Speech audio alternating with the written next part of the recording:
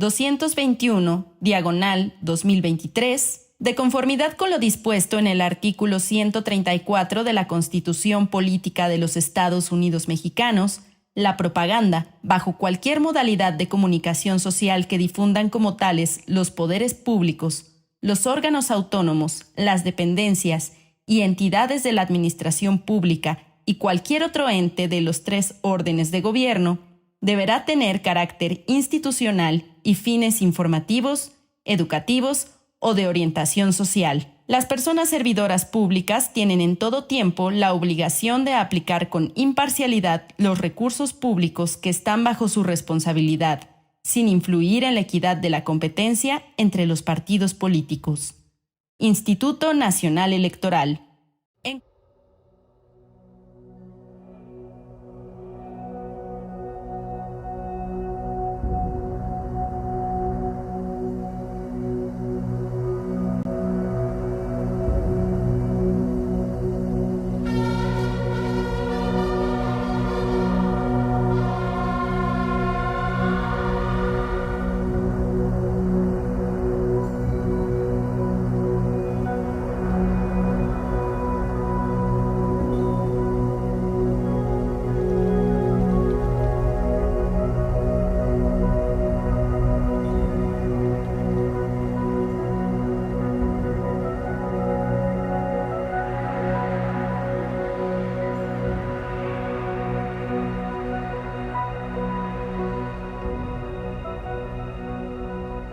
En cumplimiento al acuerdo ACQID-INE 221/2023, de conformidad con lo dispuesto en el artículo 134 de la Constitución Política de los Estados Unidos Mexicanos, la propaganda, bajo cualquier modalidad de comunicación social que difundan como tales los poderes públicos, los órganos autónomos, las dependencias y entidades de la administración pública y cualquier otro ente de los tres órdenes de gobierno, deberá tener carácter institucional y fines informativos, educativos o de orientación social. Las personas servidoras.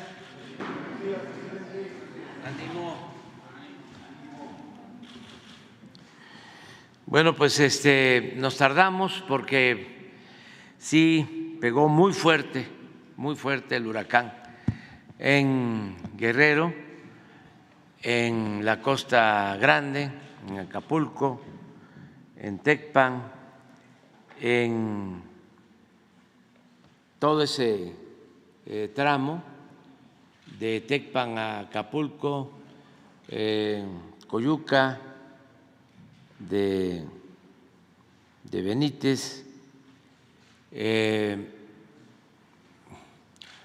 Juárez y otros municipios, Atoyac, los que están en esa franja, y todavía está afectando el huracán. Se han perdido las comunicaciones por completo y está saliendo el general secretario, el secretario de Marina, la secretaria de Seguridad y Protección Ciudadana, el secretario de Comunicaciones, Transportes, la directora de Protección Civil. Desde ayer estamos allá, hay brigadas del Ejército, de la Marina, se está aplicando el plan DN3, el plan Marina, pero muy fuerte, es un fenómeno porque en muy poco tiempo, 12 horas, empezó a tomar fuerza y entró con categoría 5. Se está considerando que va a degradarse a categoría 2, pero todo el día va a haber lluvias y estamos buscando restablecer las comunicaciones. Hasta ahora no tenemos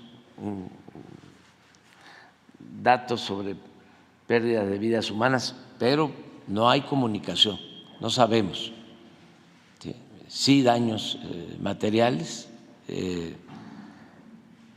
ruptura de caminos, la propia autopista llegando a Acapulco tiene derrumbes, ya están los de comunicación trabajando. Nuestra preocupación mayor es la carretera de la Costa Grande y la población que vive de Acapulco hacia Zihuatanejo.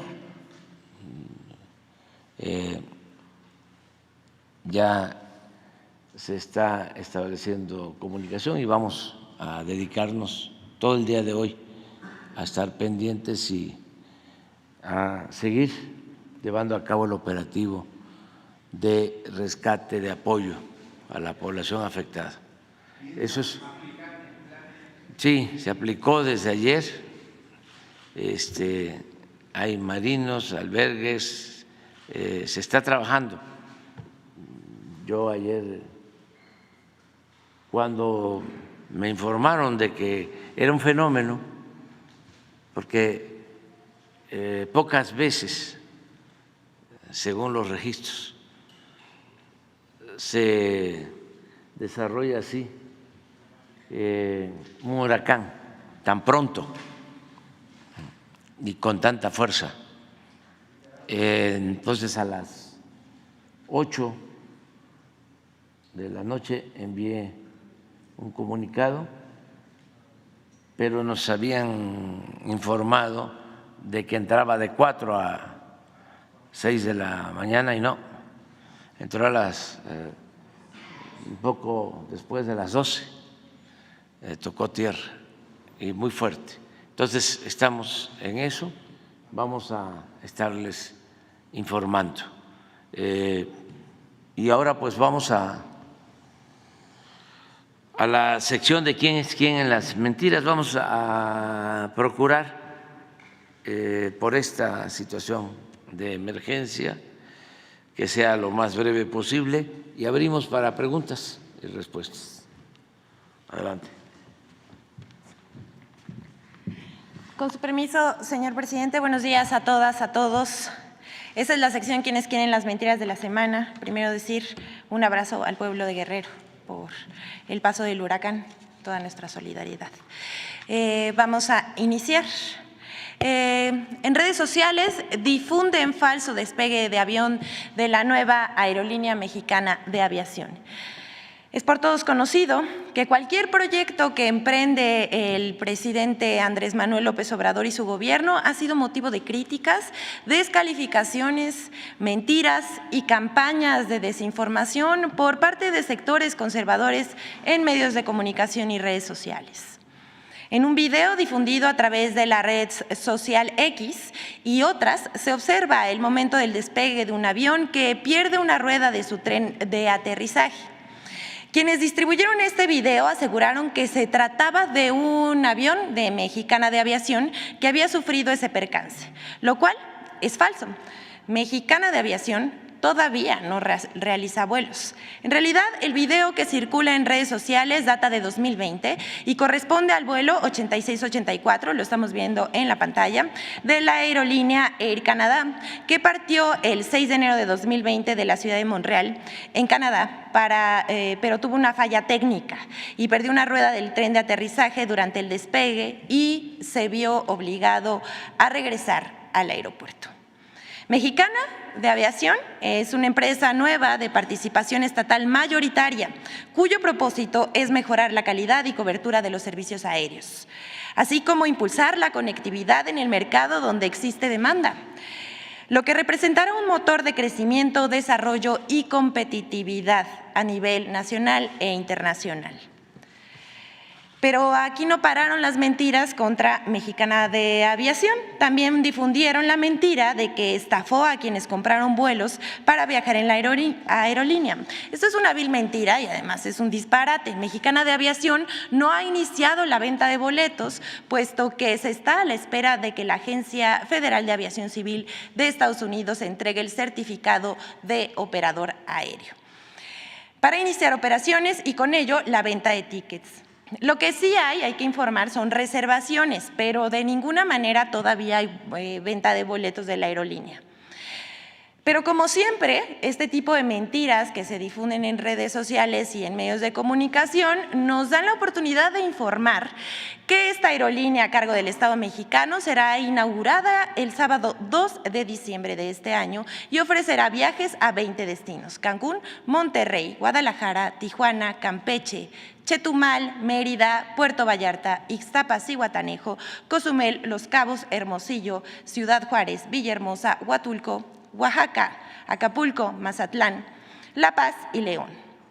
Y orgullosamente estas rutas van a salir del Aeropuerto Internacional Felipe Ángeles.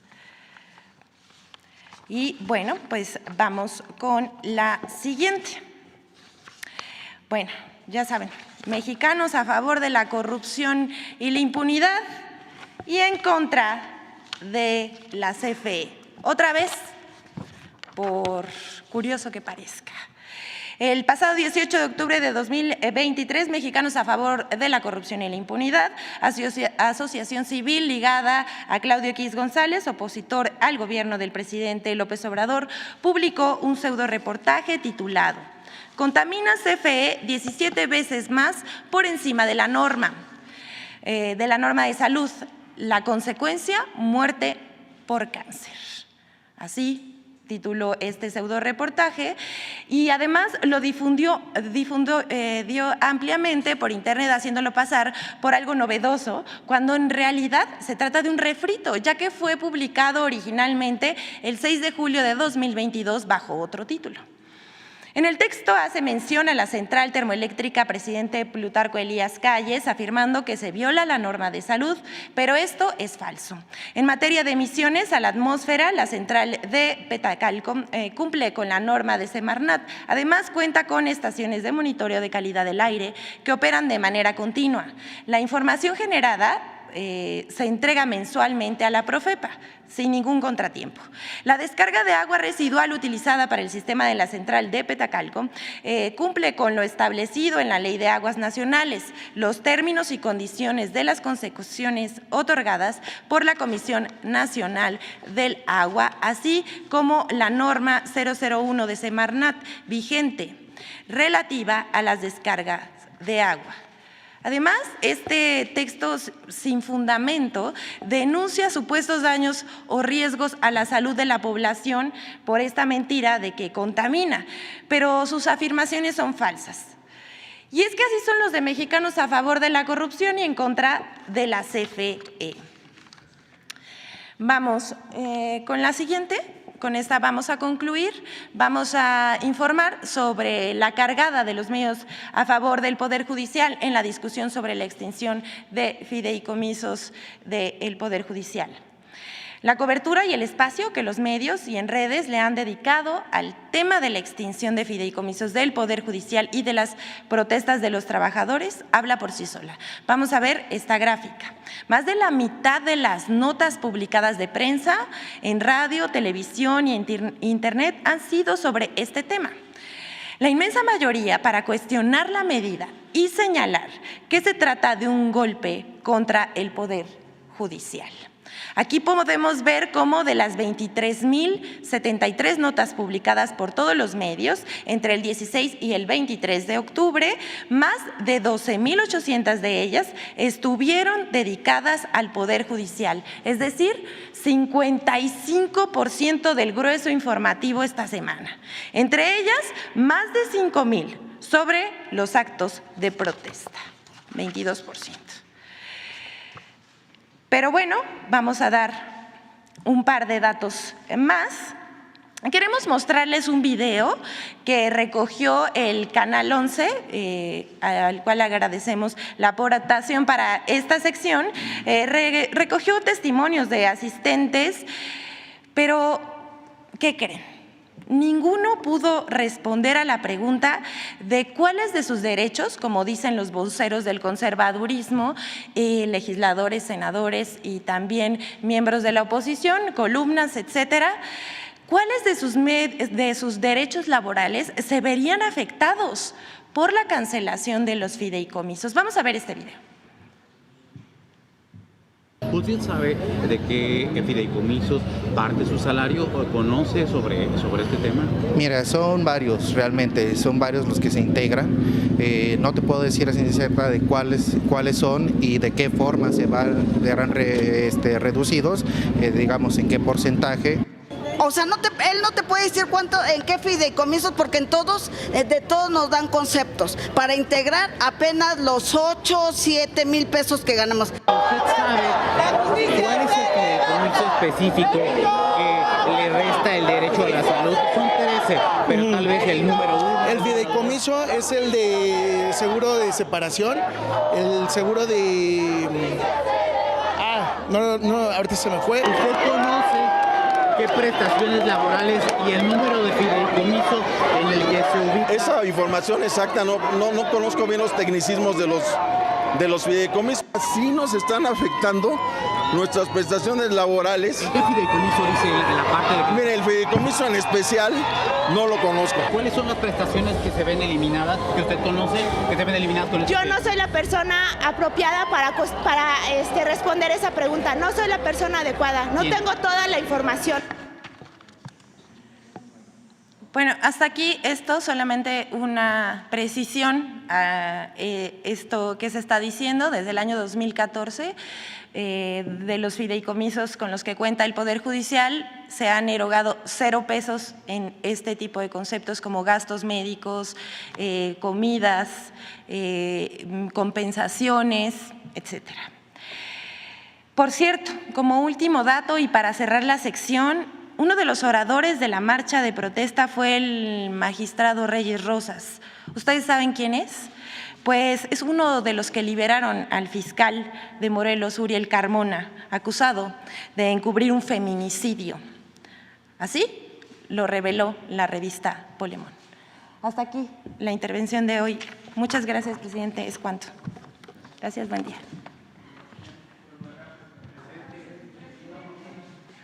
Vamos por acá. Que ayer fue por acá, por el otro lado. ¿Qué tal, presidente? Buen día. Carlos Guzmán, de 4 Media Telecomunicaciones Veracruz. Pues reiterarle este tema del huracán Otis, pues es algo muy importante. Es un huracán categoría 5 que nunca había afectado esta zona, según lo que nos dicen en el Centro Nacional de Huracanes de Estados Unidos. ¿Cuáles son las estimaciones de las afectaciones que se prevén? Veíamos imágenes, incluso una torre de una televisora que fue derribada por el huracán, también de la alerta sísmica también tienen graves afectaciones, pero sí me gustaría preguntar específicamente, ¿piensa acudir usted a la zona? Es posible, pero vamos a ver qué información tenemos más apegada a lo sucedido. Van a estar los secretarios, va a estar el secretario de Marina, de Defensa, la secretaria de Seguridad Pública, Protección Ciudadana, el secretario de Comunicaciones, y yo voy a estar pendiente. Desde ayer estoy atento a todo lo que está sucediendo, pero sí, como dices, es un huracán muy fuerte, muy fuerte, de mucha intensidad, y tuvo un comportamiento atípico. Esto nos los reportaron como a las 8 o 9 de la noche, de que iba a intensificarse muy pronto. Esto no pasaba en décadas en el comportamiento de un huracán así. Y voy a estar pendiente, vamos a a estar atentos. ¿De qué dependería que acuda a la zona o no, presidente? De cómo llegamos, porque los aeropuertos, por ejemplo, el aeropuerto militar tiene destrucción. Afortunadamente la pista está bien, pero no hay posibilidades de volar ni en avión ni en helicóptero, no se puede y hay que esperar. El pronóstico es de que va a ir disminuyendo la intensidad en el transcurso del día y vamos a ver qué hacemos. Perfecto. Segundo tema, muy rápido, presidente, pues se ha quedado un poquito de lado por la información que hay en estos días, lo que pasó con lo que está pasando con los rehenes que se tienen de mexicanos ahí en la Franja de Gaza.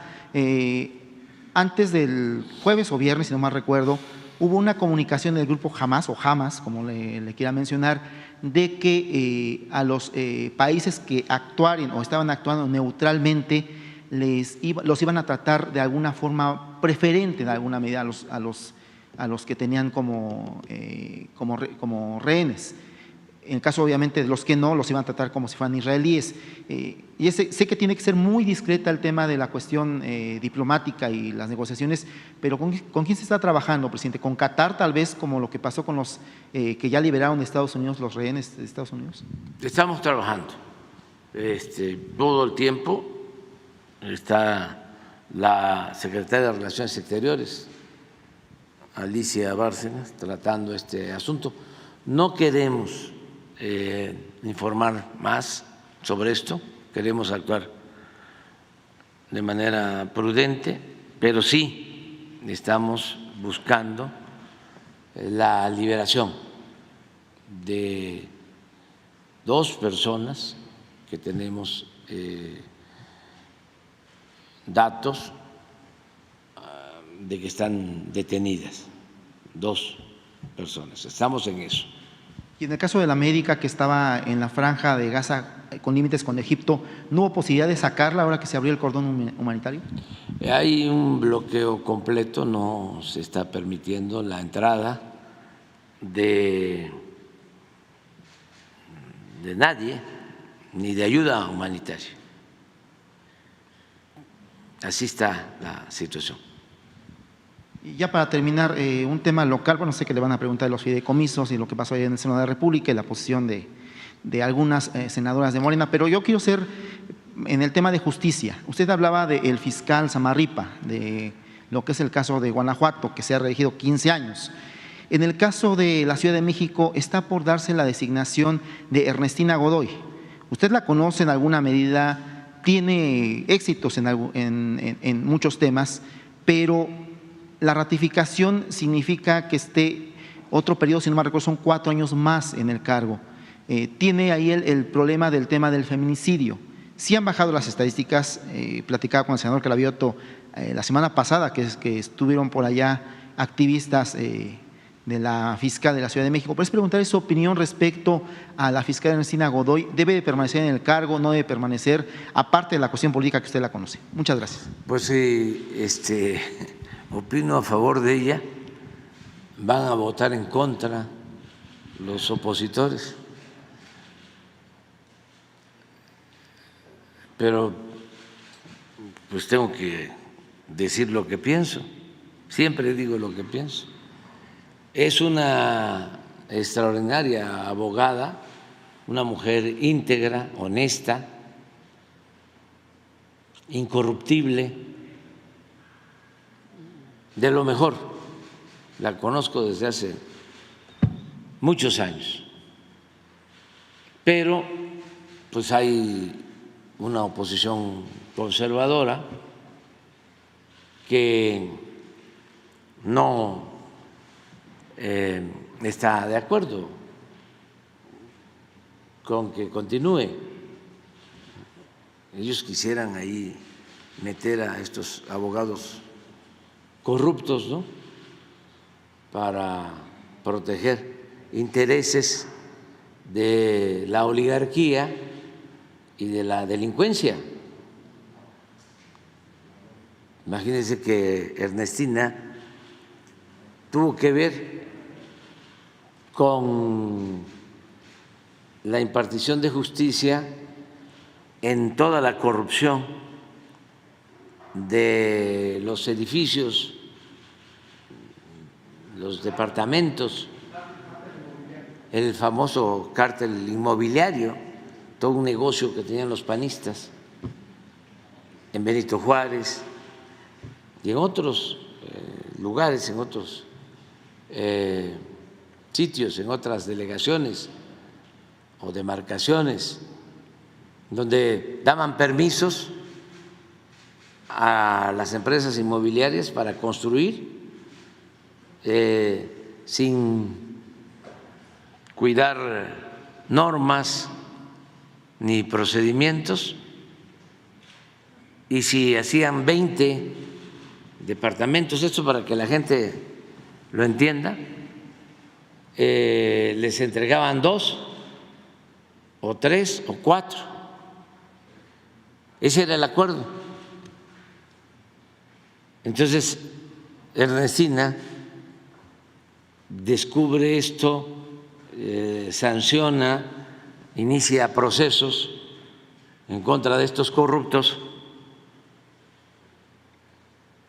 que abusaron de la gente, porque siempre votan por ellos en la delegación Benito Juárez, ahora alcaldía, ciegamente por el conservadurismo.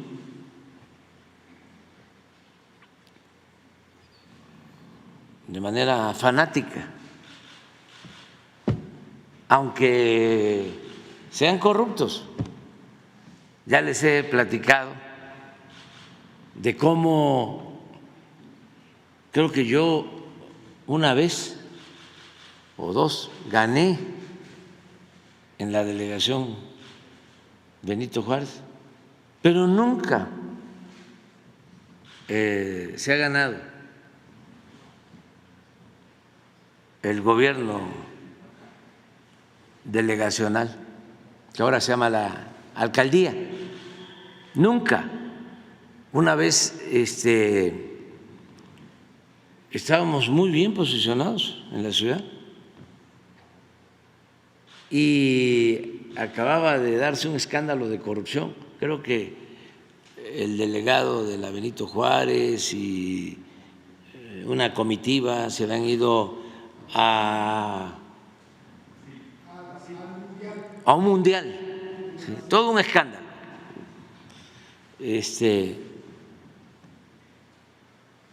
Y teníamos nosotros un muy buen candidato entonces, el maestro Batis, nacido en Benito Juárez, católico, honesto, maestro universitario, había tenido un desempeño ejemplar como procurador en la Ciudad de México, todo. Bueno, expanista. Dijimos, ahora sí, ya llegó el momento. Y de repente postula el PAN a una persona, no me pregunten cómo se llama, sinceramente no lo conozco, pero no me acuerdo de su nombre. ¿Y qué creen? Que ganó, porque ya habíamos ganado en Miguel Hidalgo, que ahí viven los más ricos, como en Coajimalpa, ¿no?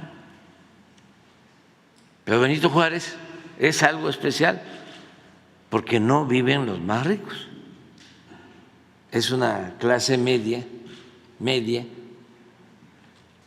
pero muy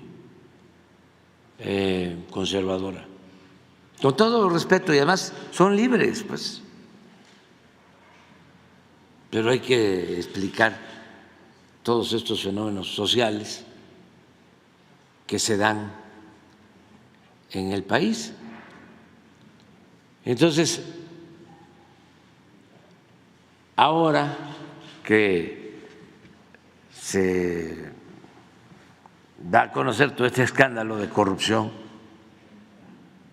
pues quién sabe cómo va a actuar la gente, pero en el caso de Ernestina, pues sí es una mujer íntegra. Lo de el procurador de Morelos, pues fue lo mismo, asesinan a una mujer y la van a tirar a Morelos, se hace un estudio y se habla, creo que, de intoxicación alcohólica, sí, congestión alcohólica, y se demuestra que no, que la habían asesinado y la habían ido a llevar allá, y en una relación de complicidad de la Procuraduría de Morelos se quiso mantener impune este crimen. Entonces, ¿cómo actúa la Fiscalía de la Ciudad de México, Ernestina Godoy? Pues también no les gusta. Pero, pues así son los cambios. Es como esto que está pasando en el Poder Judicial. Es muy bueno para el país que todo esto aflore, porque no se sabía nada. A ver, en honor a la verdad que es revolucionaria, la mentira es reaccionaria. En honor a la verdad, los que nos están escuchando, viendo, sabían hace un año, y ya son gentes mayor como yo, o no tanto, pero ya entrados en edad, sabían que un ministro en México ganaba 700,000 pesos mensuales. La mayoría no lo sabía.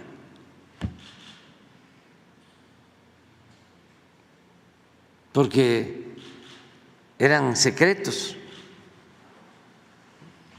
de Estado. Y habían creado un Instituto de la Transparencia, ¿no?, que nos cuesta muchísimo, 1,000 millones de pesos cada año. Pero se silenciaba todo.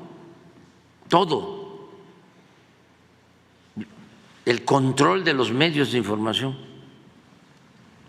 era absoluto, casi absoluto. Control mediático. Entonces, no se garantizaba el derecho a la información.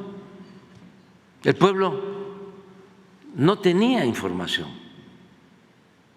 y no porque no quisieran saber las cosas, sino porque se ejercía este control absoluto.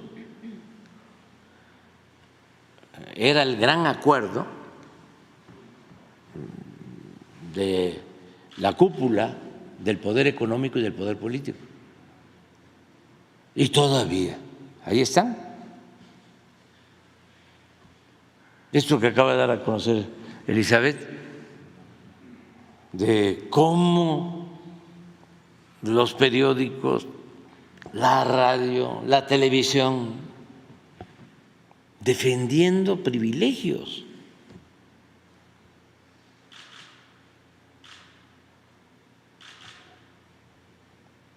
Una vergüenza. Entonces sí vale la pena este debate, porque ayuda a que se sepan las cosas y no se viva en el autoengaño, en la autocomplacencia, y se llega a creer de que es normal. Algo que sucedía con la corrupción, de que se veía normal. Había casos, afortunadamente,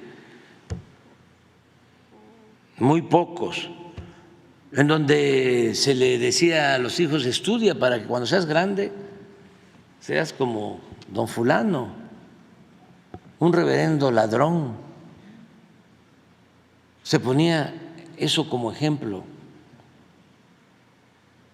y presumían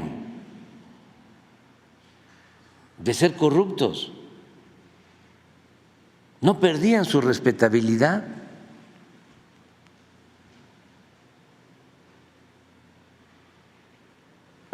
Y había una especie de enajenación colectiva.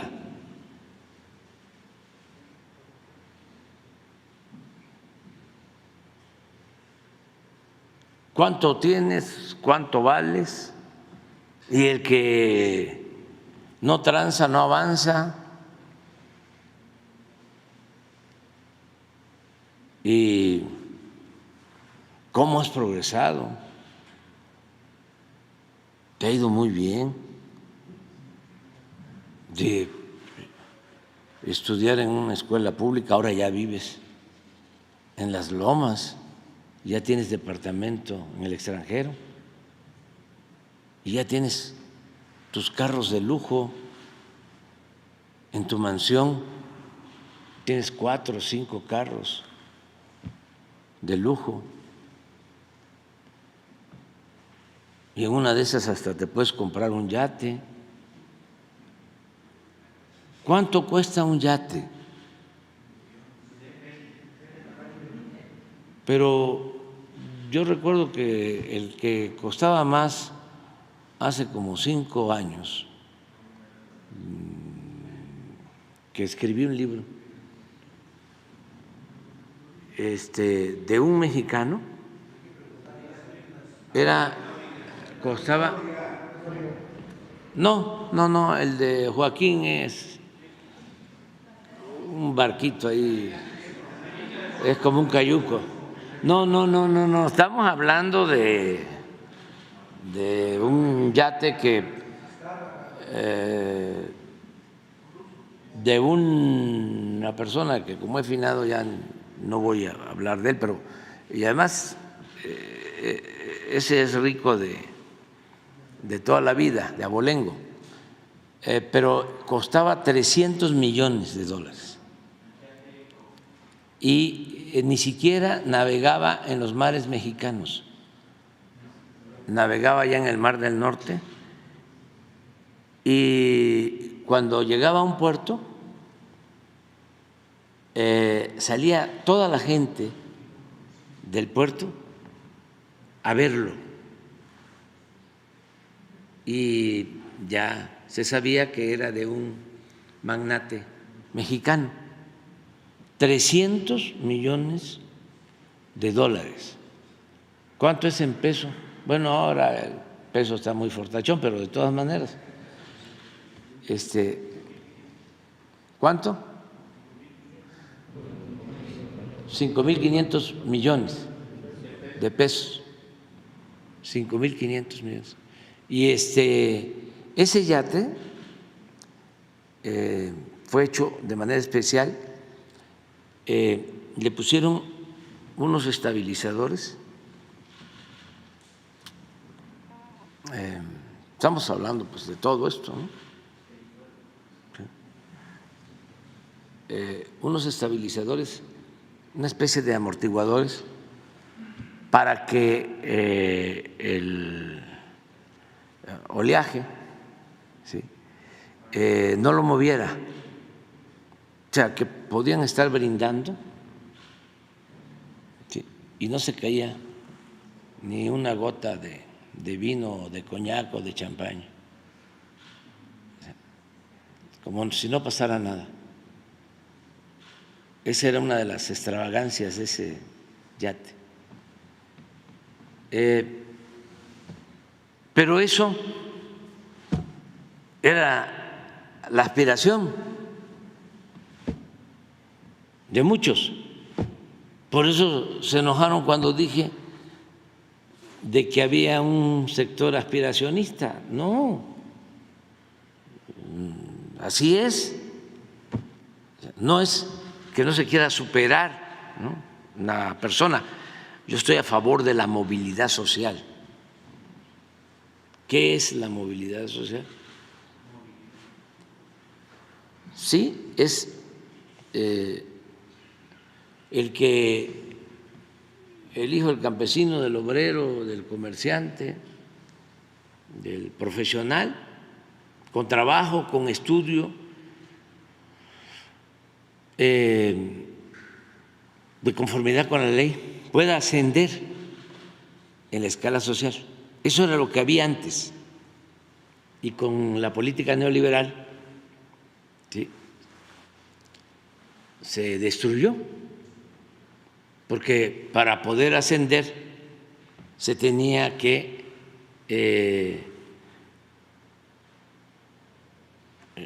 integrar a la banda de cuello blanco a una banda del crimen organizado. La mayoría de los mexicanos, que este es un pueblo muy bueno, trabajador, optaron por irse a buscarse la vida a Estados Unidos. Entonces, queremos que salgan de la pobreza millones de mexicanos y en eso estamos empeñados, estamos trabajando para eso, pero que sean parte de una clase media con valores, con principios humanos, no clasistas, no ladinos, porque a veces son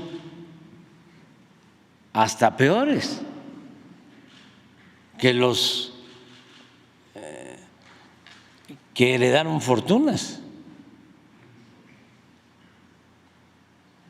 Se vuelven como enemigos de su propio pueblo, de su propia clase.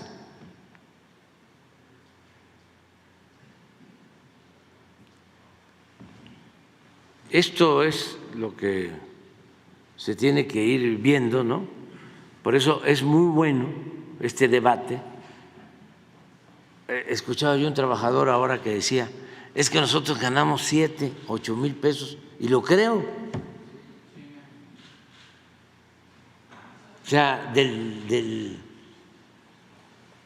Poder Judicial para 700,000 y todavía ir a la marcha.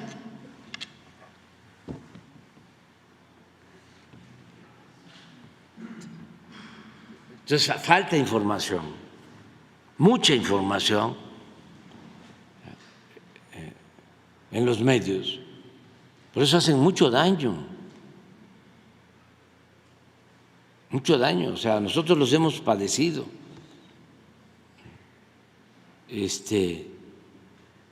Monsi contaba que cuando la campaña en contra de nosotros en el 2006 le preguntaban a una trabajadora doméstica. ¿Y por quién van a votar? Por el que sea menos por López Obrador. ¿Pero por qué? No se va a caer la bolsa. Oye, pues si tú no tienes inversiones, no, pero va a ser tremendo. ¿Sí? Por la manipulación tremenda en los medios, sin escrúpulos morales de ninguna índole. Y todavía se sienten ofendidos, ¿no? Cuando uno les dice que no son profesionales, que están actuando de manera sectaria, se sienten los ofendidos. Los hemos padecido muchísimos años, muchos años. Entonces sí se ha avanzado porque ya la gente está mucho más informada, ¿no? Lo que hizo la ministra ayer, el voto particular de la ministra Sánchez. Pues se respeta lo que hizo la ministra Olga Sánchez Cordero. Es que ella fue ministra de la Corte y pues siempre hay una solidaridad de gremio. Pero además del dinero que tienen los del Poder Judicial, presidente, también existe un enorme nepotismo. Están las hijas, las nueras. Sí. Parecen casas reales. Sí, porque era como el castillo de la pureza. Entonces, no se sabía nada ahí. Muchísima corrupción. Pero es muy fácil, pues, de que aclaren por qué ganan 700,000 pesos mensuales en un país en donde el promedio de salarios de los trabajadores está en 16,000 pesos mensuales, promedio. A ver, que nos expliquen por qué violan la Constitución si el artículo 127 establece que nadie puede ganar más que el presidente de la República. Solo eso. Y que nos digan también si hay corrupción o no hay corrupción.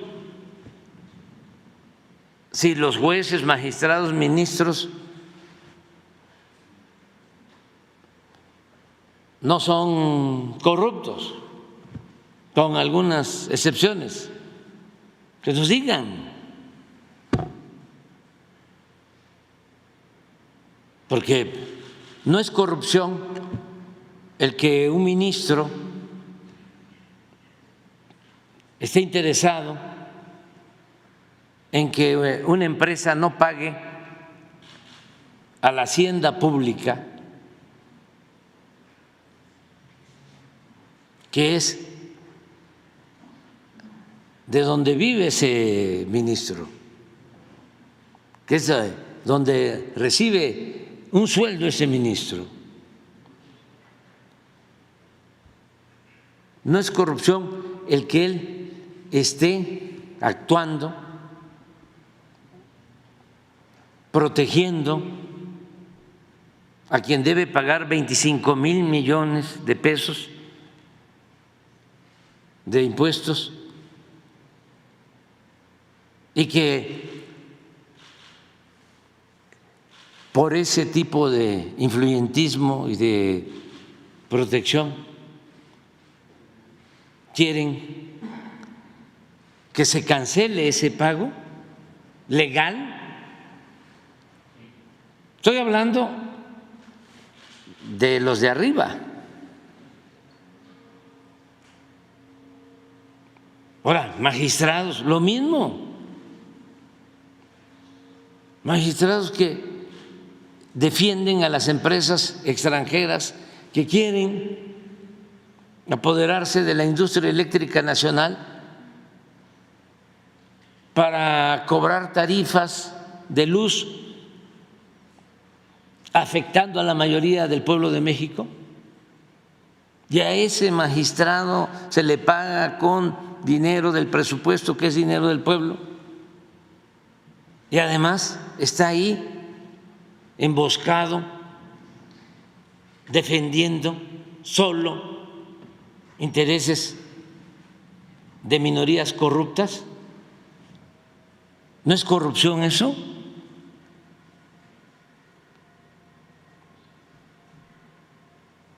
¿No es corrupción que el día que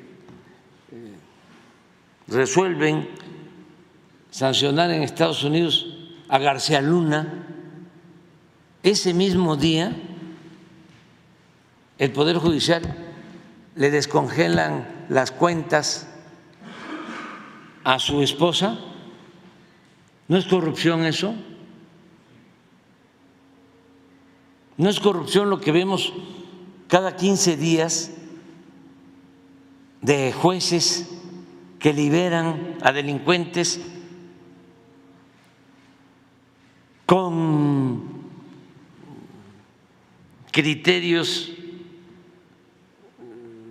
de lo más cínico que puede haber? Repito esto de que se detiene a una persona con cocaína y con armas de alto poder, y el juez lo libera porque sostiene en su resolución textual de que sí lo habían agarrado con cocaína, pero no había ninguna balanza y no se demostraba de que esa cocaína se comercializara, porque no había una balanza para pesarla y venderla. O que las armas no pasaban de 5.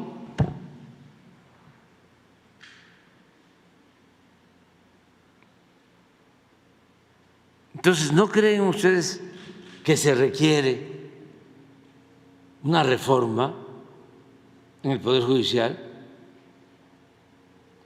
Por último, estoy esperando que alguien me diga qué han hecho los del Poder Judicial en beneficio del pueblo. ¿Qué decisión han tomado en beneficio de la mayoría de los mexicanos? Y ya es mucho pedir, pero ¿qué decisión han tomado en beneficio de los pobres?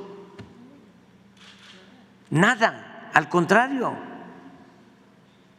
Todas las decisiones que han tomado, cuando menos en 40 años, han sido para beneficiar a una minoría rapaz en contra de los intereses de la mayoría del pueblo de México.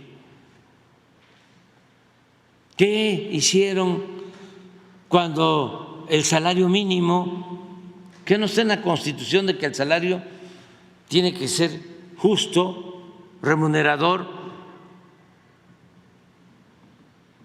y que permita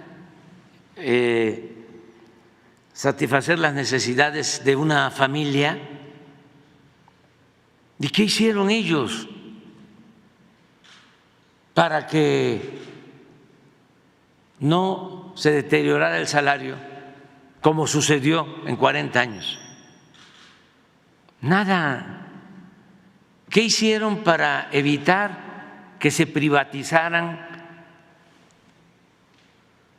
las pensiones de los trabajadores?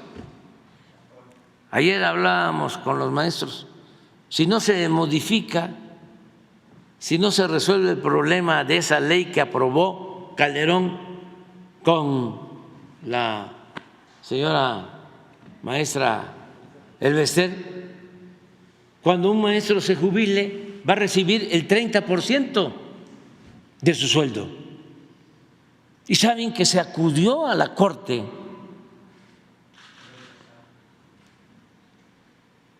y rechazaron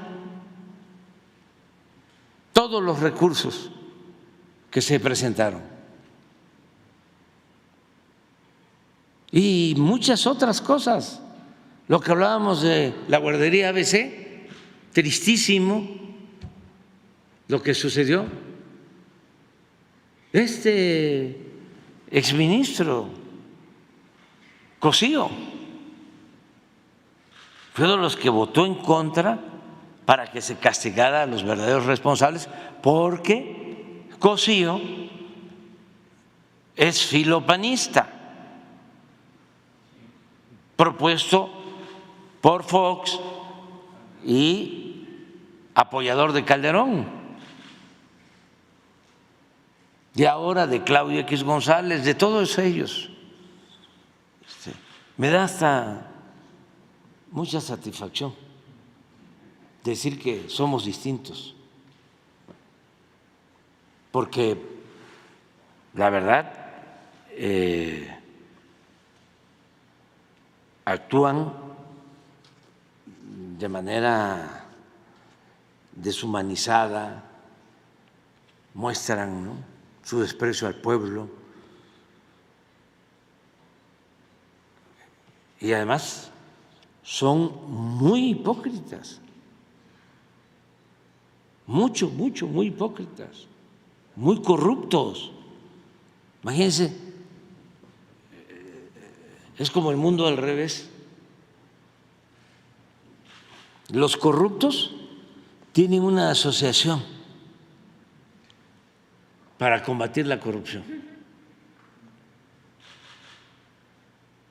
Claudio X González y la señora Casá y Aguilar Camín y todos ellos corruptos. Y lo puedo probar, ¿eh?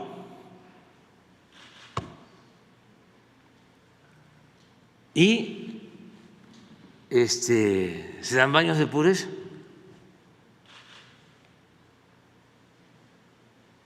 Y está bien, son libres, y el que quiera tragarse ese plato de mentiras, pues también buen provecho, ¿no? Pero ya afortunadamente la gente ya está despertando, nada más que no se enojen, tranquilo, es muy bueno el debate, lo vamos a continuar, vamos a seguir debatiendo, porque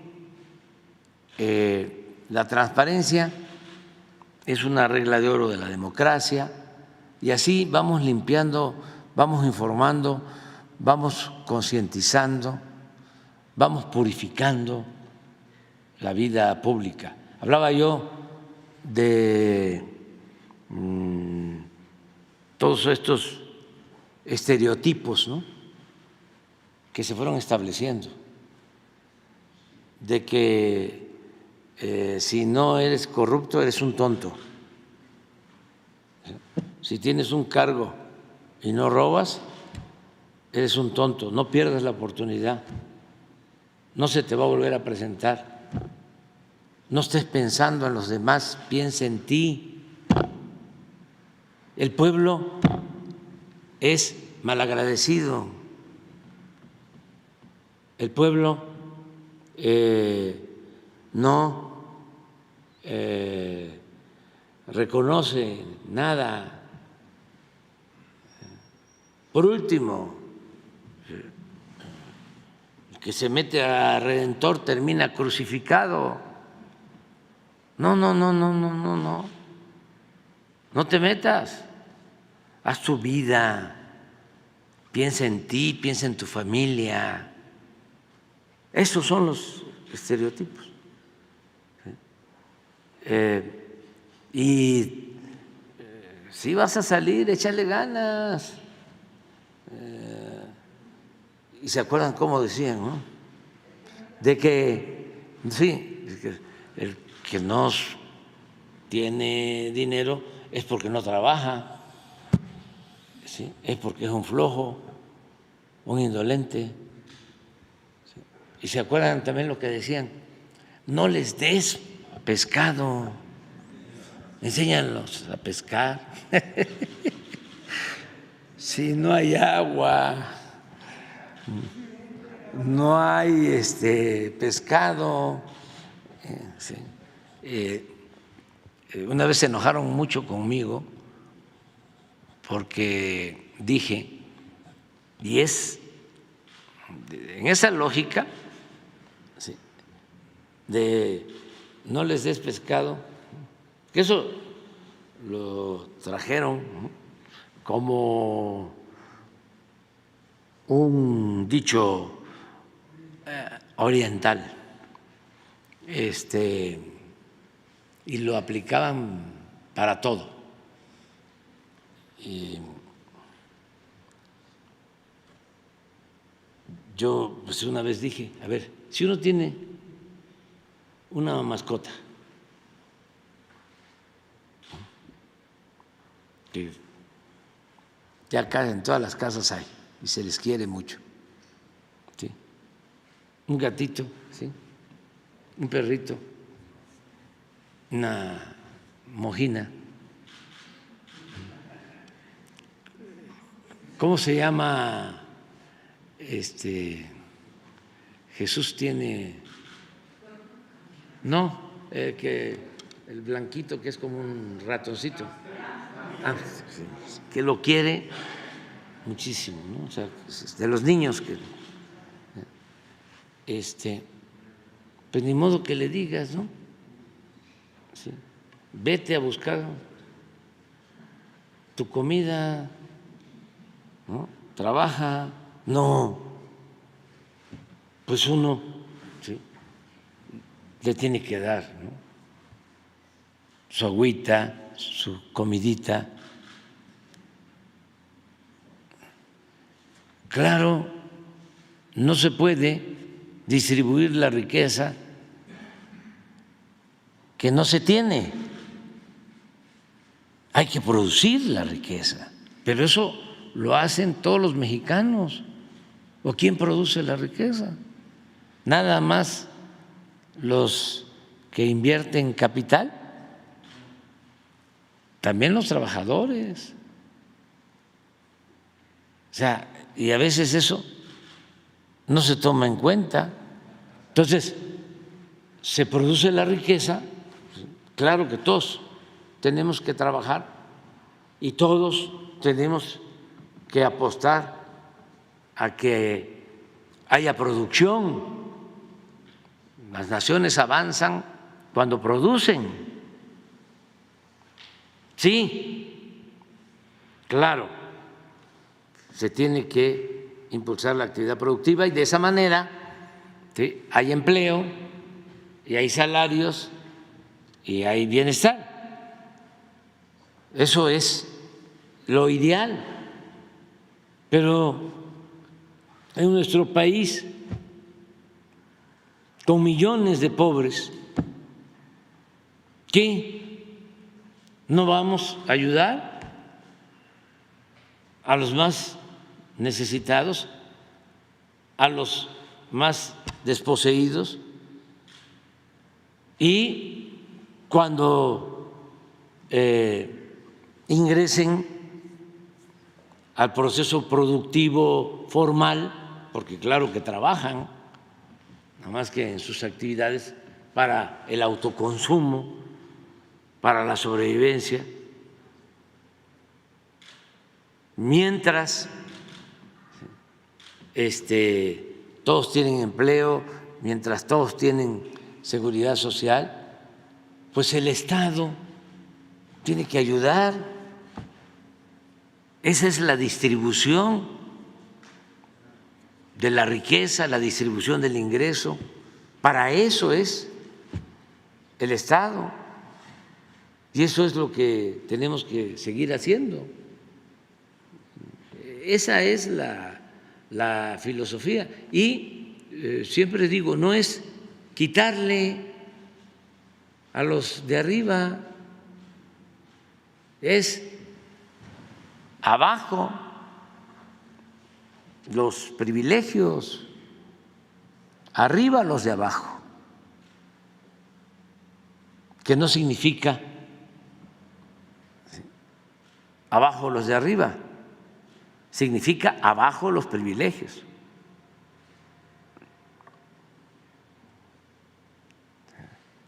Arriba los de abajo y abajo los privilegios. Esto que estamos viendo con la Corte, ¿cómo 700,000 pesos mensuales? ¿Qué se creen? Pero además los moches, aparte.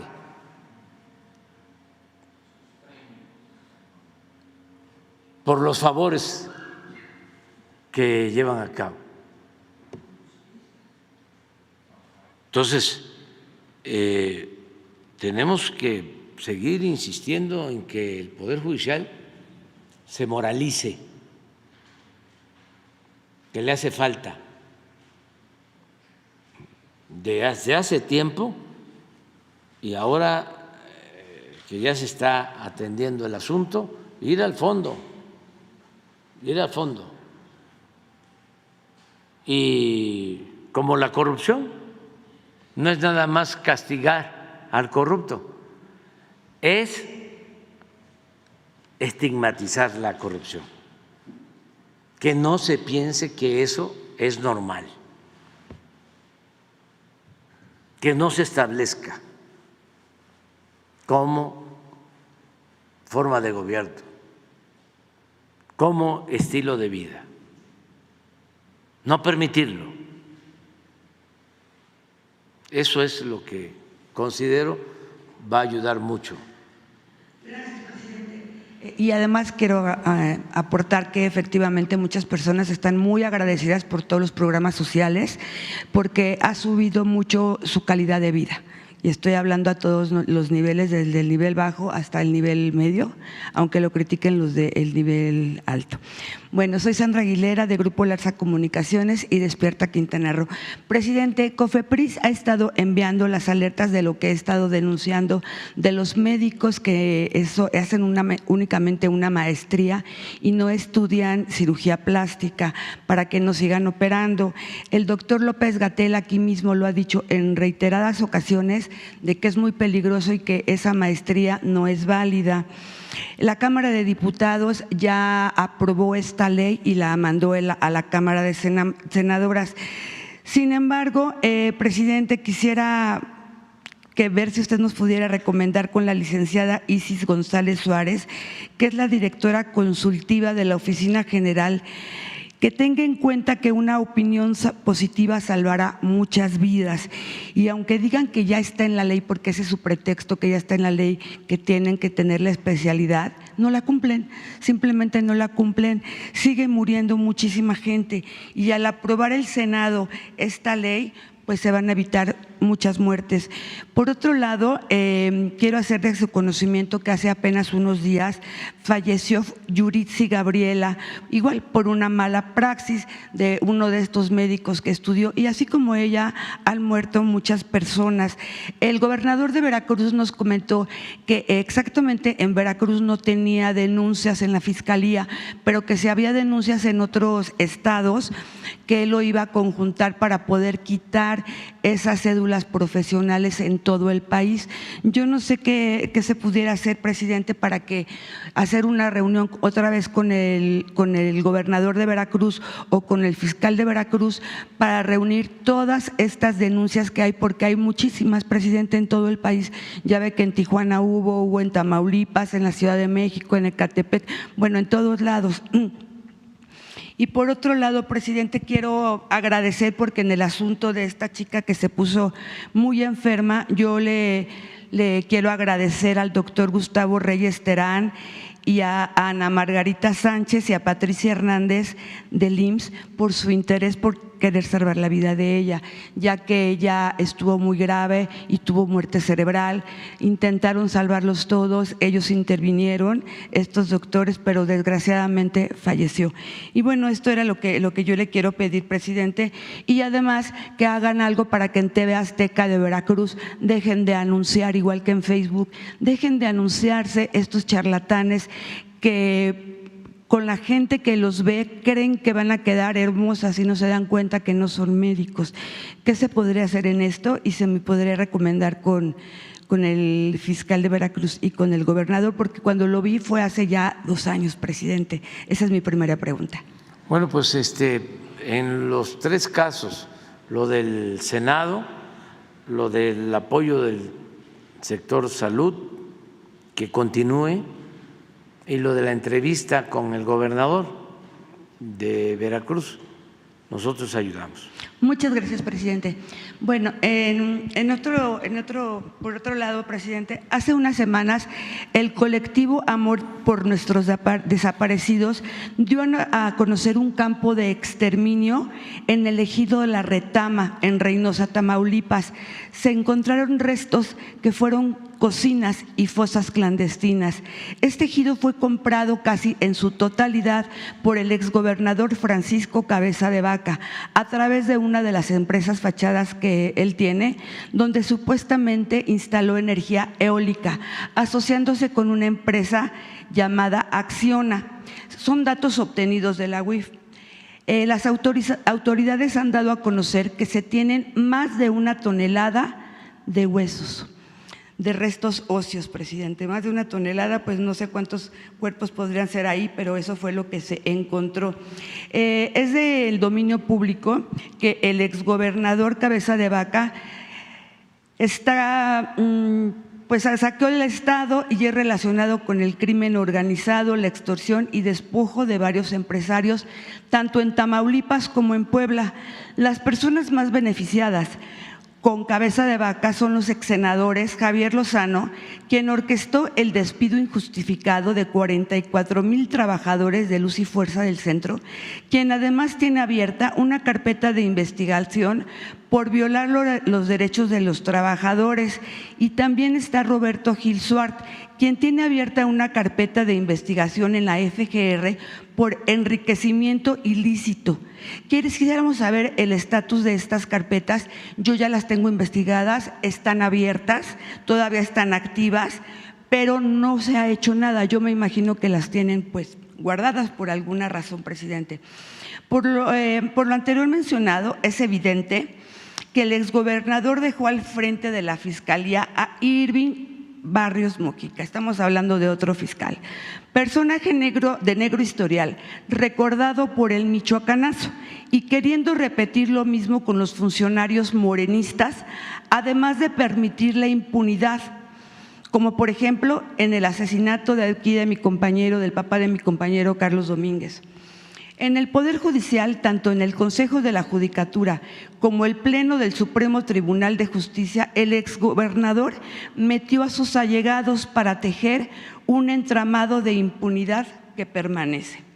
En la actualidad, el gobierno que encabeza el doctor Américo Villarreal, a través de la Consejería Jurídica, ha presentado más de 50 denuncias en contra de exfuncionarios de los principales niveles, secretarios, subsecretarios y directores. Sin embargo, y vergonzosamente, la Fiscalía no ha judicializado más que 2 carpetas de investigación, sin mayores consecuencias. Justo ayer presentaron 7 denuncias más en su contra, de su hermano y secretarios de su gabinete. ¿Es posible, presidente, que se atraiga estas denuncias que está manejando este fiscal de Tamaulipas a la FGR, a la Fiscalía General? Porque si no hacen nada, lleva tanto tiempo, él antes de irse dejó todo con candados para que el nuevo gobernador no pueda hacer nada, pues es difícil porque todo está con él, también los policías, su gente, todos están trabajando en Tamaulipas. Además, han lanzado una nueva ofensiva que no deja trabajar al gobernador. Además, tienen una gran campaña de desprestigio en contra de el fiscal de Hidalgo, Santiago Nieto, por haberlos exhibido cuando estaba en la UIF. Por otro lado, presidente, es público que en el estado de Jalisco es el mismo modus operandi, presidente, de Cabeza de Vaca. Ha salido en varios medios de comunicación que el gobernador Alfaro tiene una gran red de corrupción que ha ido tejiendo con sus allegados, al igual que la red de Tamaulipas. Es decir, en el Poder Judicial, la Fiscalía del Estado, la Seguridad Pública, Poder Legislativo, está manejado por el actual gobernador a través de su excuñado Rafael Martínez. Por cierto, presidente, mientras usted y los diputados federales de Morena, ahora los senadores, han cuidado eliminar los privilegios del Poder Judicial, los diputados locales de Morena en Jalisco, encabezados por el expanista y ahora morenista Chema Martínez, le acaba de aprobar el 100% de aumento al Poder Judicial local, a iniciativa del gobernador Enrique Alfaro. Presidente, ¿qué opina del diputado de Morena que no siga los principios de Morena y actúe a favor del gobernador que tanto ha endeudado al estado de Jalisco? ¿Qué se pueden hacer con estos gobernadores del neoliberalismo que no quieren dejar el poder y la corrupción para que llegue la cuarta transformación? ¿Qué opina de que el PAN esté postulando al exgobernador como quinto lugar a la lista proporcional en el Senado? Me refiero a Cabeza de Vaca.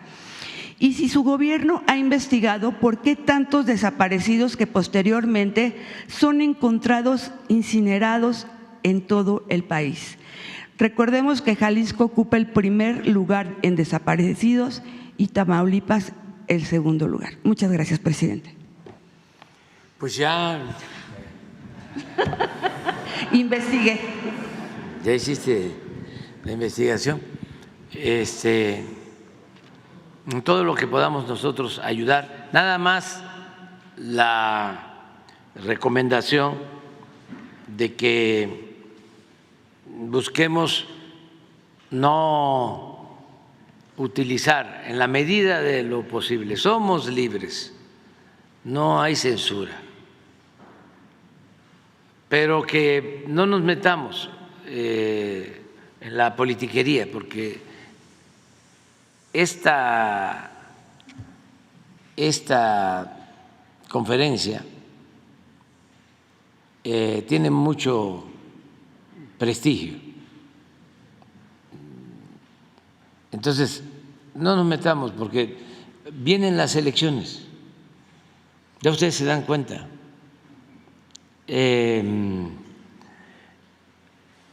Hay muchos aspirantes de todos los partidos y que no nos metan en eso. No va a haber censura aquí, O sea, ustedes van a tener siempre la libertad de expresarse, de manifestarse, nada más que cuiden eso. Ya se hizo una investigación en este caso, ya se dio a conocer. Esto ayuda mucho para que nadie se sienta intocable, porque antes no se podía tocar al intocable y ahora ya todo servidor público puede ser cuestionado y tiene derecho también a réplica, ¿no? Y no hacer nosotros juicios sumarios, ni mucho menos desatar campañas de linchamiento político, público. Donde hay pruebas hay que denunciar. Si es corrupción, si se afecta al pueblo, nada más eso, ¿no? Porque va a ir aumentando la denuncia por la situación electoral, pero que nos ayuden todos, ¿no?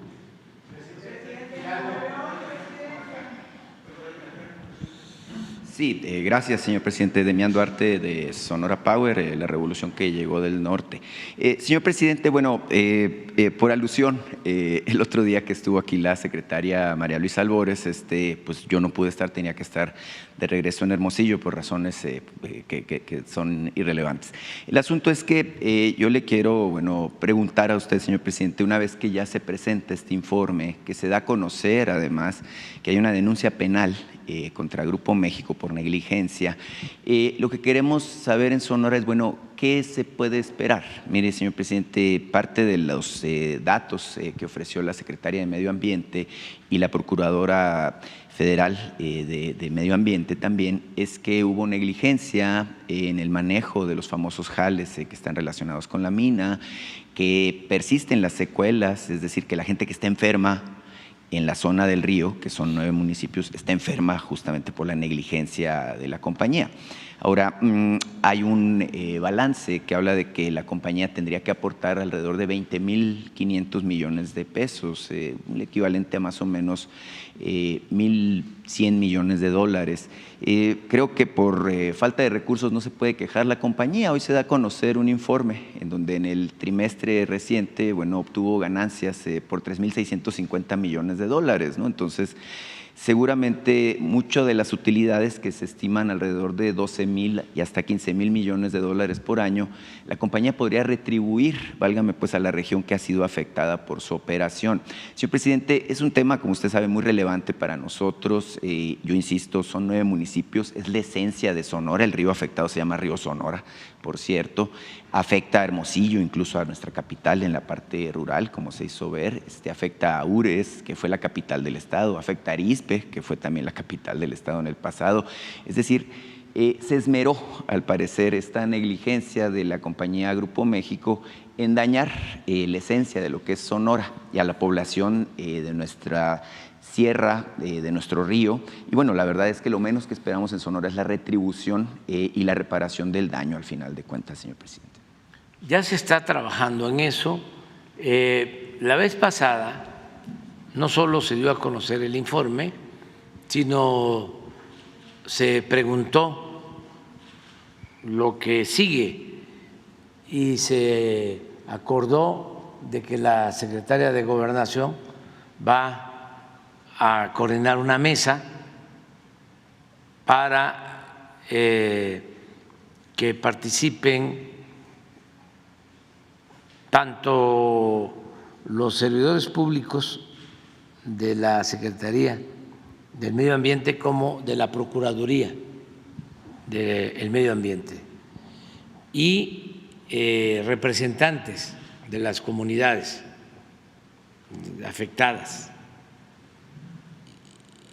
Y ya se está hablando con ellos, pero hace falta que se llegue a un acuerdo, si es que hay voluntad de parte de la empresa para remediar los daños causados.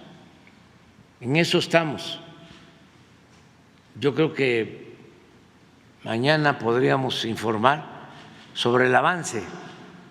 Mañana pedirle un informe a la secretaria de Gobernación y a la de Medio Ambiente de cómo vamos, a ver si ya se estableció comunicación con la empresa, si hay voluntad de parte de ellos de participar y buscar opciones alternativas, cómo reparar los daños.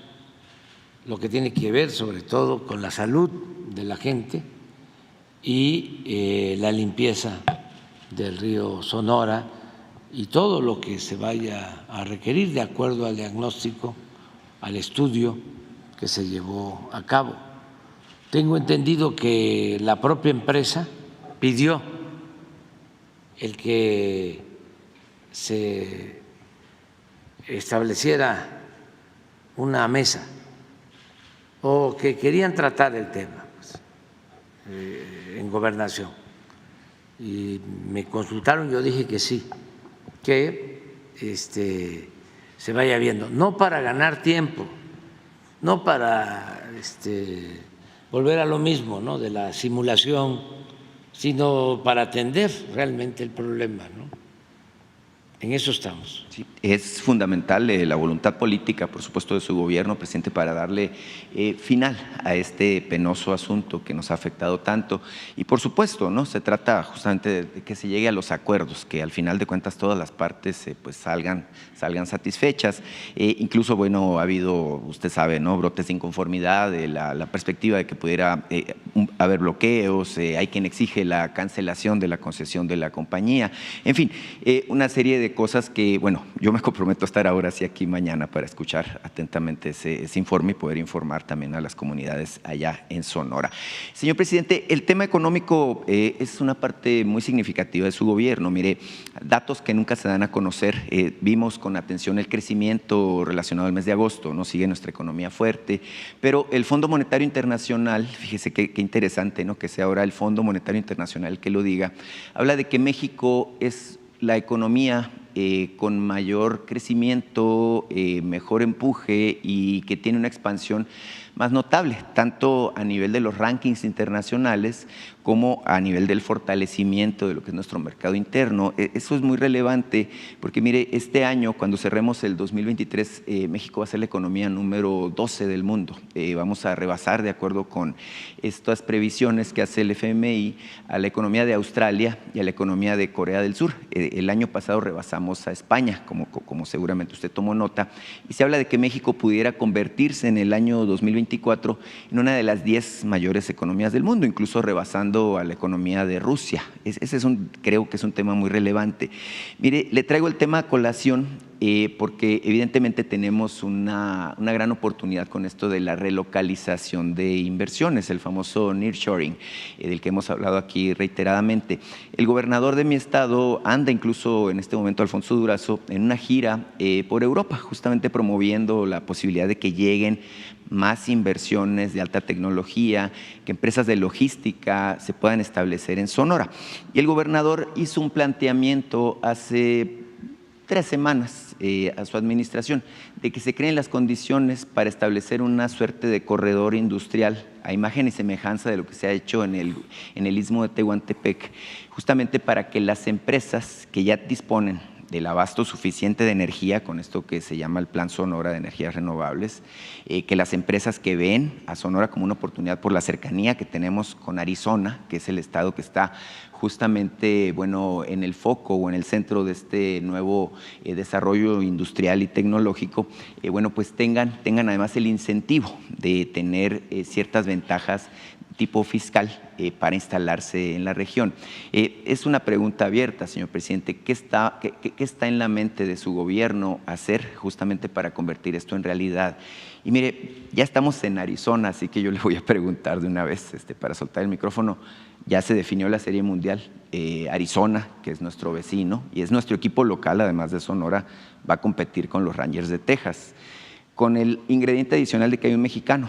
Alec Thomas se llama, compitió por México ahora que fue el Mundial de Béisbol. Él es nacido en Estados Unidos, pero de padres sonorenses. Como dicen los mexicanos, nacemos donde nos da la gana, al final de cuentas nació en Chicago.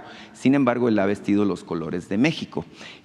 Preguntarle a quién le va, presidente, y de pasadita nomás decirle, oiga, ya están listas las escuelas de béisbol, ¿cuándo va a ir a inaugurarlas? Están funcionando incluso ya en Sonora. Estamos muy entusiasmados. Ya sabe usted que para nosotros, así como para ustedes en el sureste, pues el béisbol es una especie de religión deportiva. Muchas gracias, señor presidente. Bueno, mire, Sonora tiene mucho futuro están creciendo actualmente y van a crecer más. Yo creo que está garantizado el desarrollo de Sonora para las nuevas generaciones. Y voy a hablar de 5 factores o 6.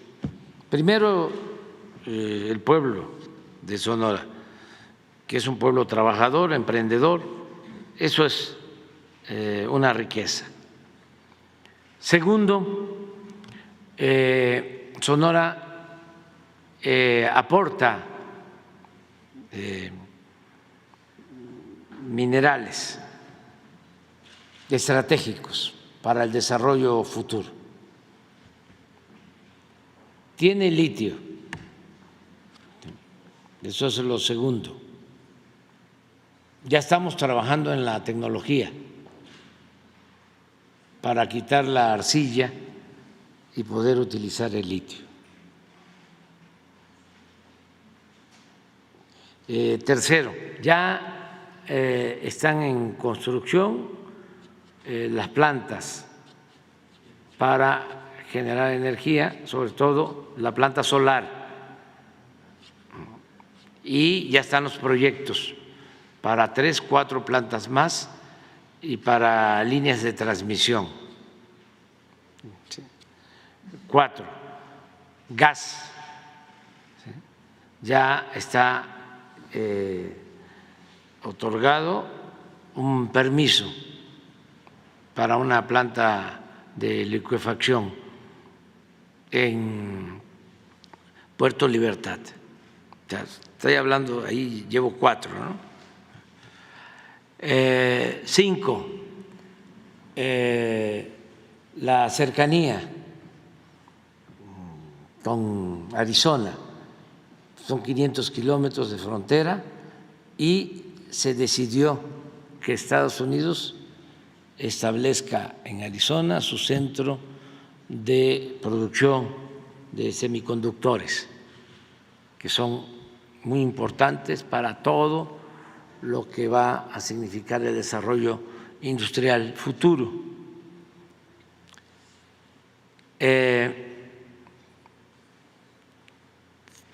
¿Llevo qué? 6. ¿O voy al 6? Voy al 6. Sí. La comunicación, sí. La cercanía, la vecindad, sí. Y el puerto de Guaymas, que es muy importante. Ferrocarril, puerto de Guaymas y la frontera, que se está mejorando con nuevas aduanas, con equipos modernos.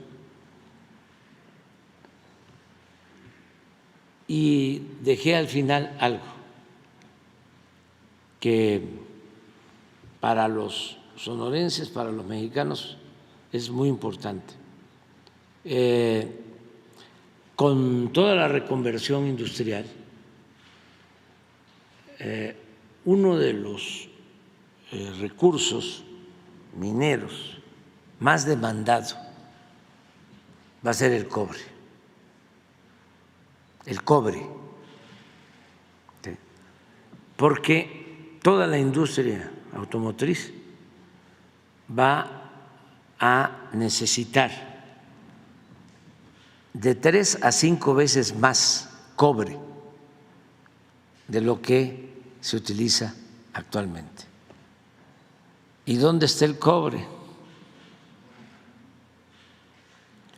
Por eso son muy buenas noticias para Sonora. Lo del cobre, estoy seguro que no lo tenían registrado, pero nosotros tenemos comunicación con los expertos y también con los que promueven inversiones, tanto de gobiernos como de empresas. Y me llamó mucho la atención una plática reciente con un estratega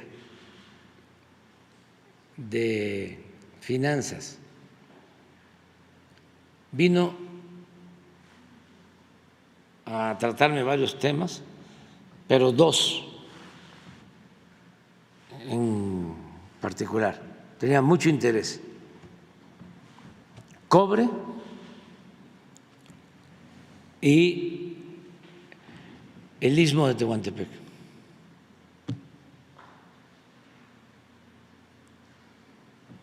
Y tiene razón, él me lo explicó, porque todos los carros eléctricos van a requerir más cobre, mucho más. Es una demanda garantizada a futuro. Ahí les dejo de tarea esto, que lo investiguen, porque aquí todos tenemos que aprender, pero siempre estamos pensando en la importancia del litio, ¿no? Para las baterías. Sí, es importante el litio, pero el consumo de cobre va a incrementarse. Sí, pero el cobre y lo de el Istmo es porque y ojalá y lo resuelvan nuestros hermanos panameños, ¿no? Pero ya está siendo insuficiente el canal de Panamá. Hay mucha saturación y hay algunos problemas que nosotros deseamos que los resuelvan pronto. Pero el otro paso para unir a los dos océanos es el Istmo. Yo acabo de estar allá y de Coatzacoalcos a Salina Cruz hicimos 7 horas del Atlántico al Pacífico en tren. Y estamos avanzando en los dos puertos. Eso también va a tener mucho futuro. Y vamos a seguir, ¿no? Apoyando. ¿Por qué no te quedas para mañana? Tú abre. Sí, ya, dos. Hombre, mujer, te tengo pendiente a ti. Sí. A ver, vamos a hacer una excepción, ¿no? Una excepción. Vamos a tener tiempo mañana, además ahorita tengo que ir a ver lo de Guerrero. Miren, vamos con los 4.